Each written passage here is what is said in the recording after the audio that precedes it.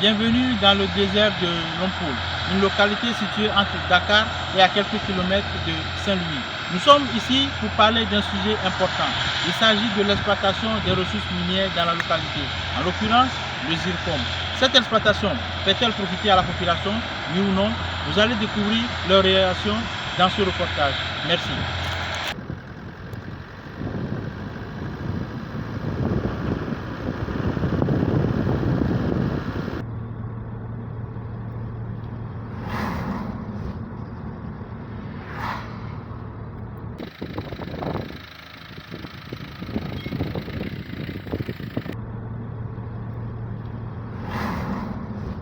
Au moment où je vous parle, il y a beaucoup de populations qui sont là, qui sont souffert, ils sont très souffert. Ils ont perdu leurs champs, les légumes, toutes les variétés de légumes. Le marché, c'est pas bon. Cette exploitation se manifeste à la population parce qu'il y a beaucoup de problèmes, beaucoup de difficultés. Ils ont déterré tout. Maintenant, il y a beaucoup de vent qui vient ici. Alors que le vent, on sait que c'est pas bon. Ces temps passés, il y a beaucoup de vent qui viennent ici, qui fait mal. Tous les hommes, leur tête. Bon, maintenant le vent vient fort, frappe les hommes sont tous malades. Ils sont tous malades. C'est vous défendre fille dafa baax mais lan moo fi baax parce que ñoo ngeen ci dëkk bi gis ngeen dëkk bi. Jeseko a dit que tout se passe bien ici. Vous êtes venus, dites-moi. Qu'est-ce qui va bien ici? Rien ne va ici. Ils n'ont rien fait qui puisse nous soulager. À Lompoul, nous n'avons pas suffisamment de salles de classe. Les élèves de différentes classes se retrouvent parfois dans une seule salle. Ce sont des difficultés que nous avons avec Jeseko. Ils viennent piller nos ressources et nous, les villageois, nous n'en tirons aucun profit, surtout sur le plan touristique. Nous savons que quand on parle de Lompoul, on parle du tourisme. Il y avait ici 7 campements et maintenant, il n'en reste qu'un seul. Actuellement, même ce dernier campement est menacé. Jeseko cherche encore à le retirer. Jeseko a pris tout ce que nous avons en exploitant nos ressources minières. Donc benn moo fi des te boobu itam ñu ngi guerre ak moom kon Jeseko jël na suñu koom-koom bépp bu ñu amoon ci Lompoul di ko yóbbu parce que bu ñu demee ba Lompoul amatul tourisme donc loolu jafe-jafe la. Avec le tourisme, il y a des employés dans les campements. Eux, ils ont perdu leur place. Ils n'ont rien fait maintenant. En même temps, il y a des femmes ici qui vendent des affaires tourisme. Et si c'était 100%, maintenant, il y en a 1%. Ils ne vendent rien et puis c'est avec leur travail qu'ils nourrissent leur famille. Maintenant, il y a beaucoup de difficultés maintenant. Ici, on travaille sur le tourisme. On est très fatigué parce que depuis les Jeux entrent dans notre village, on est très fatigué parce qu'avant, on vendait beaucoup de touristes. On gagnait beaucoup d'argent. Chaque personne dépasse ici à 500 000. Il charge son boutique, il travaille. Maintenant, on ne dépasse que 100 000. On ne gagne pas le moitié parce qu'on n'avait pas vu les touristes. C'est à cause de GCO. Depuis que GCO a commencé l'exploitation du zircon, tout s'est arrêté dans notre village de Lompoul, y compris les études des enfants, la coopération des femmes et les tontines. Nous sommes déboussolés, rien ne marche et nous sommes fatigués. Auparavant, en une journée, on pouvait vendre pour 25 000 francs, 45 000 francs, 200 000 francs ou même 300 000 francs. Mais maintenant, on peut passer toute la journée à vendre et ne gagner que 1 000 francs. Tous les autres campements ont été fermés. Il n'en reste qu'un seul. Du coup, il y a beaucoup moins de touristes dans la zone. Les touristes du seul campement ne peuvent pas couvrir tous nos besoins. Notre activité dépendait des campements et maintenant, avec les travaux qui prennent de la place et chassent nos touristes, un seul campement ne suffit pas. Jusqu'à présent, les gens de GCO ne sont jamais venus nous parler. Ils n'ont envoyé personne non plus pour nous demander ce que nous voulons exactement. Nous sommes fatigués et nous demandons l'aide des autorités pour venir nous sauver. Ces gens sont venus récupérer nos champs. et même nos enfants ne trouvent plus de travail. Nous, les habitants de Lompo village, sommes fatigués. Actuellement, il n'y a plus de touristes et nous ne vendons plus nos produits. Et du coup, nous ne pouvons plus acheter pour venir vendre. GCO ne s'occupe pas de nous. Il ne se soucie pas de nos problèmes. GCO se fiche carrément de nous, les villageois de Lompo. Les parties que l'MDL est passé, il y a un campement qui reste là-bas, mais les autres, l'MDL les a dédommagés. Et il y a les tourismes vient. Jusqu'à présent, les tourismes viennent. En ce que je connais, il faut dire la vérité. En ce qu'ils viennent, même en passant là-bas, au parking, tu vas voir là-bas les blancs là-bas. On n'est pas content parce qu'ils ne nous donnent rien. On n'est pas content. Ils ne prennent pas les jeunes travailler là-bas aussi. Ici, notre village, on n'est pas content sur GCO.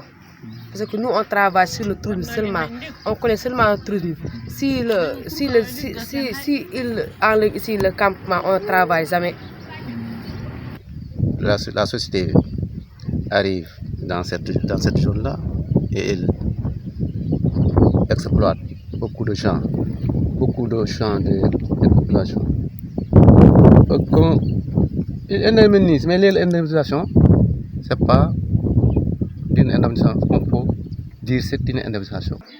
Certes, la majeure de la population que l'MDL a passé par eux, il les a dédommagés, oui.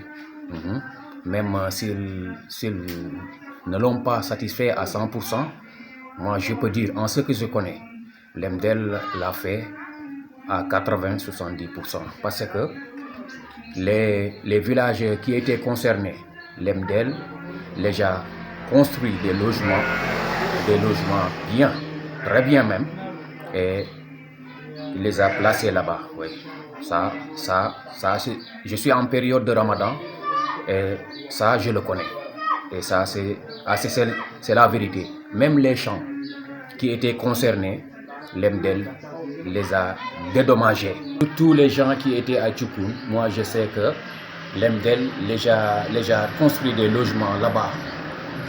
Là-bas, il y avait un marabout, j'oublie son nom là.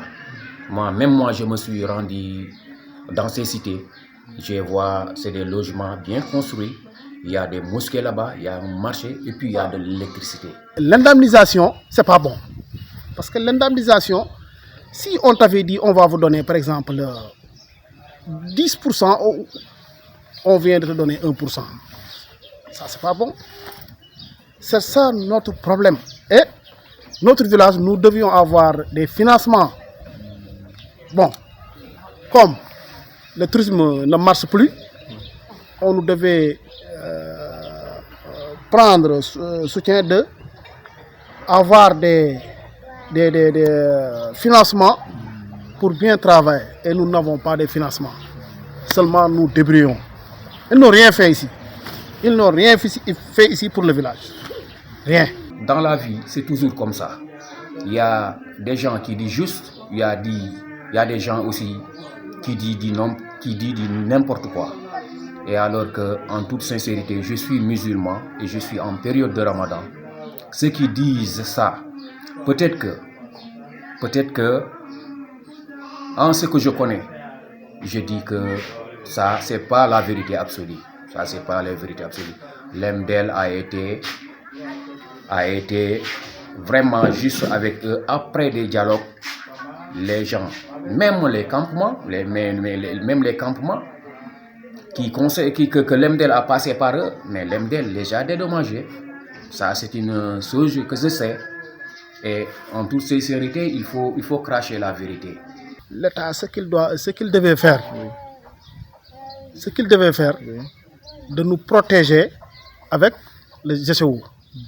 Mais il y a des gens qui ont protégé GCO contre les populations. On a organisé beaucoup de marches. On a organisé beaucoup de marches pour demander une aide. Oui, parce que nous avons des jàppale. Nous avons def ba. Ñu def ba nga xamantene. Ba mëna jàppale nit ñi. pexe boobu ñu ngi ci ànd ceeg monsieur le maire di xeex guddi ak bëccëg. Ce que nous devons faire pour améliorer la situation, nous le faisons à fond. Nous sommes engagés dans ce combat avec le maire de la localité.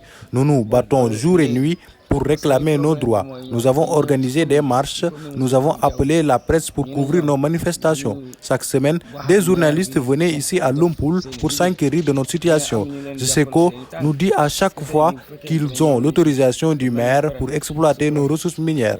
GESECO a aussi des gens qui les soutiennent. Par exemple, si le préfet, le sous-préfet ou les représentants de l'État sont de leur côté, même si la population sort pour une marche, ils envoient la gendarmerie pour réprimer la marche. La dernière fois, les gendarmes ont arrêté 4 personnes pendant la marche. Finalement, les autres habitants n'ont plus le courage d'organiser une marche de protestation. C'est comme s'ils nous considéraient comme leurs esclaves. C'est ce qu'on remarque dans leur agissement. Nous sommes à fond dans le combat. Même l'opinion internationale et la presse internationale en parlent. Mais GESECO et ses soutiens s'en fichent. Je suis moi aussi victime de spoliation.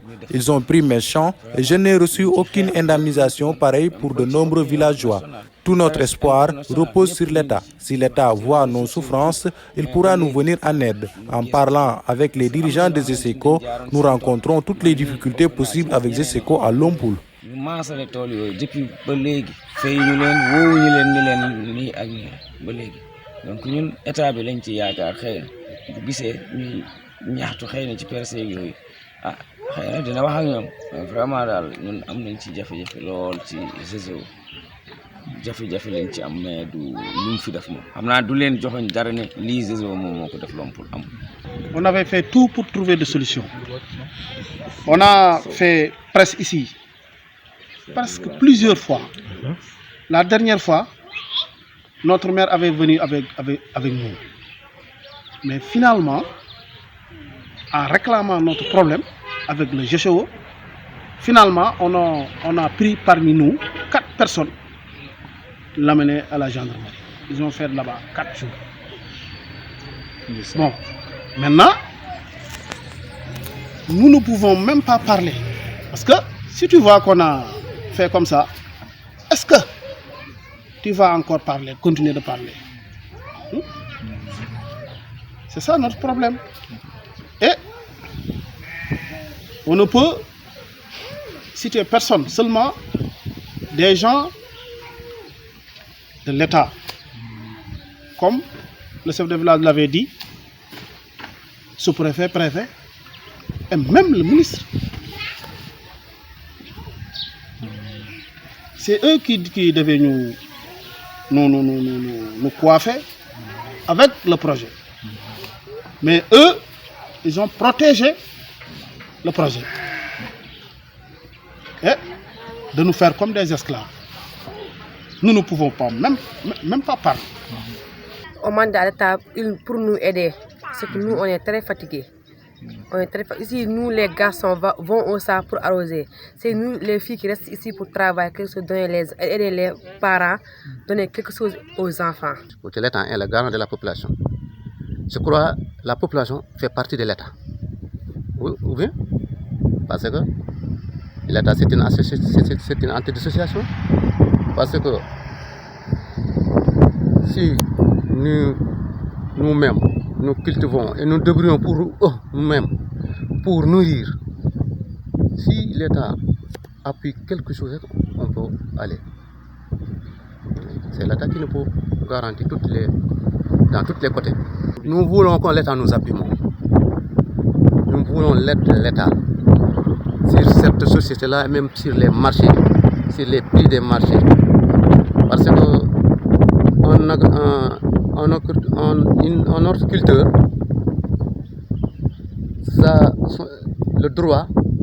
son droit est de travailler pour se nourrir. Ouais. Nous faisons ça en tout moment, jour et nuit. Nous sommes dans les champs, nous sommes des cultivateurs. Toutes les variétés, nous cultivons toutes les variétés qu'il faut. Mais c'est l'État qui nous faut aider.